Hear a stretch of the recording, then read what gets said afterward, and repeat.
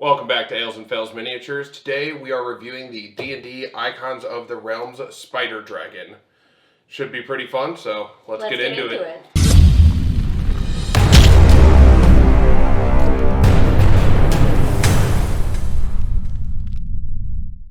Alright, so let's get this opened here. This is a CR11 creature, so not too ridiculous, but also not too pushover. easy. Yeah. Alright. So, they're quite a weird creature, just as a whole. Interesting. Yeah, so we'll go over what I think happened with this here in a minute. I do just want to give a little backstory here. The origins of these creatures are actually the fact that they originally found deep within the Underdark, and basically they derive from black dragon wormlings eating a healthy diet of spiders. Interesting. So, yeah, so apparently that's where they've started, I guess. In his case, you quite literally are what you eat. So. Yeah, that. That's interesting. And although they are not technically creatures created by Loth's worshippers believe these were gifts from their deity herself. Her worshippers would sometimes employ these creatures as guards and even treat them as high esteemed guests. Yeah, which is pretty cool. Again, they're just a weird creature. The fact that they even bring them in like that is... I know they're not as intelligent as their, actual dragon kin, but I mean, especially in the face and the horns, you can see how it looks like a black dragon. Yeah, and the head is almost identical to a black dragon. You're like, oh, okay, I can see it.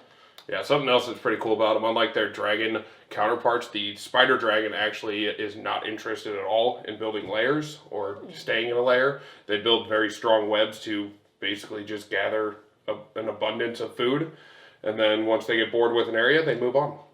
So that's kind of another weird little thing that, separates them from an actual dragon. I mean, obviously it doesn't have wings, but it's just kind of a cool thing there that separates them.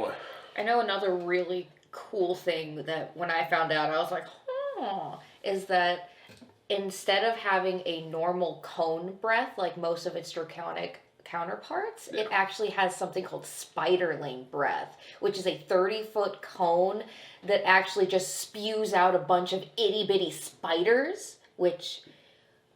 nightmare fuel. Right? It can do 60-10 piercing and 60-10 poison damage, so... Yeah, pretty hefty to say the least. Definitely not the friend of the arachnophobic person in your party, that's for sure. Yeah, no. Yeah, another cool ability that they have is as a bonus action, they have Stifling Web, which is a 30-foot cube of strong web that they can basically put adjacent to themselves, which lasts for a full minute. It is considered difficult terrain, and any creature that enters it or starts its turn there must make a DC 15 dex saving throw or be restrained. Ooh. And then the only way to get out is by using an action to do a 15 strength saving throw to get out. So not super difficult, but still very... Either way, you're not getting out without making some kind of save. Yeah, and then the only thing that really gets rid of it prior to that is if you do make a strength saving throw, it does destroy a 5-foot cube of the web, so that could be helpful if that's somebody still else crazy is stuck near you. It's still crazy to think about, just like a massive web just splatters onto the table in a sense, so that's kind of cool.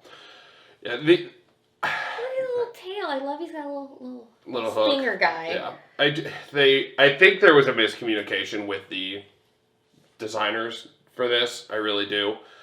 In the image that I'll show here,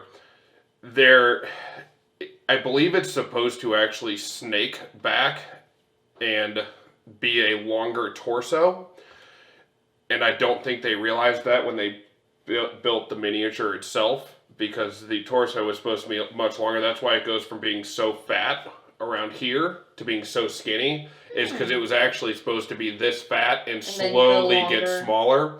And if you look at this image that's from the Vecna Eva Ruin book, it shows how they're really supposed to look. I think that just the actual stat block picture was at the wrong angle for the person making this. For them to get the right dimensions that it really deserves. Yeah, and okay. I don't know how nobody caught it and said anything before they printed God knows how many of these. I mean, somebody should have, really looked at that, and I'm just not sure. It's really unfortunate because it is a really cool monster in the book itself, and then the stat block picture is just a little off. It's sitting like this to where you can't tell where the tail starts and begins. And they really just messed that up on this miniature. It just kind of looks goofy because now it has a little ball for a body with a really long neck. It just kind of looks awkward. I can completely see that. His body definitely looks like they really tried to get all of these legs in here. Yeah, compared to splitting them up the way it should have been. These two back legs should have been back here at the very back, right where the tail starts, and then it should have gone slowly thinner around to actually give it a full body compared to a little stump with a tail coming off of it, unfortunately. I will say, I do at least appreciate the details in these scales. Yeah. Around his neck and stuff like that. I mean, his little tongue even. Yeah, and the horns, it is a beautiful miniature. Good. It just, unfortunately, it looks goofy due to the fact that it didn't capture what it was supposed to look like. Again, it was just a miscommunication based on the way the stat block picture looks and not catching on to the fact that it was supposed to go deeper. But the miniature itself is gorgeous still. I mean, they do an amazing job with these sculpts. The scales look amazing. The paint looks amazing. Horns, mouth.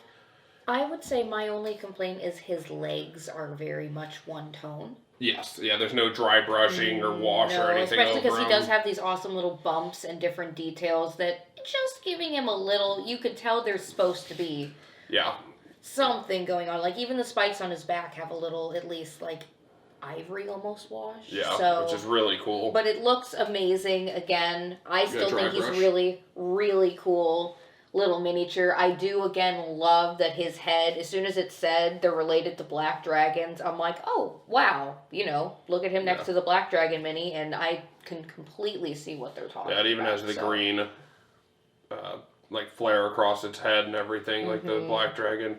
Yeah, it's a really cool creature, and again, I just wish somebody would have caught it before they printed all of these, because it deserves a better miniature for what it is. I'm a little disappointed. It's sad that a company that big can make amazing miniatures like this, but then miss such an important detail overall. It's just very difficult to see. Because again, I mean, they probably would have sold a lot more of them as well if they actually looked like what they're supposed to. Because people are going to see this and be like, it's a stump. But again, a very cool creature. It hurts. It hurts to see such a cool creature be just a huge downfall in the actual miniature itself. Yeah, I mean, these creatures have plenty of cool abilities that you would just have to read for in yourself. And the Vecna Ruin, if you haven't gotten that book, you should pick it up, because it really is good. When there's a lot of really cool creatures, a lot of really good information. It is a great story overall. But this one, unfortunately, I think, in my opinion, I'm a little lackluster. But I'm still happy to have it.